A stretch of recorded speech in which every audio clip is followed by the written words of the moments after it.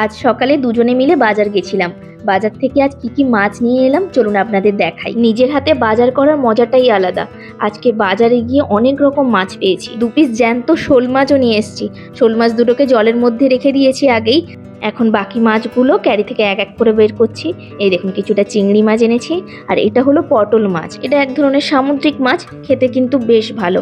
আর এই ক্যারিতে আছে পুঁটি মাছ। পুঁটি মাছগুলো কিন্তু বেশ সাইজে বড় বড়ই পেয়েছি আজ। আজ শনিবার, আজকের এগুলো রান্না হবে না, কেটে ধুয়ে সব ফ্রিজে রেখে দেবো।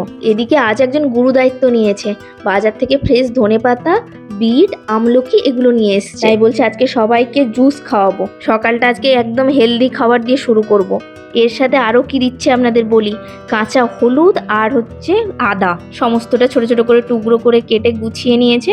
এখন এটাকে মিক্সিতে পেস্ট করে নেবে। এই জুসটা কিন্তু খুবই হেলদি, বাচ্চা থেকে বড় প্রত্যেকের খাওয়া কিন্তু খুবই ভালো, শরীরের জন্য খুবই উপকারী। কারণ বিটের জন্য এখানে বিটা ক্যারোটিনটা থাকছে, আমলকির জন্য ভিটামিন সি থাকছে, আর কাঁচা হলুদে থাকে কারকিউমিন, যেটা কিন্তু আমাদের রোগ প্রতিরোধ ক্ষমতা অনেক গুণে বাড়িয়ে দেয়। প্রত্যেকটা উপকরণেই প্রচুর প্রচুর পরিমাণ ভিটামিনস রয়েছে, সাথে মিনারেলস আর অ্যান্টিঅক্সিডেন্ট তো থাকছেই। তাই এটা খাওয়া কিন্তু খুবই উপকারী।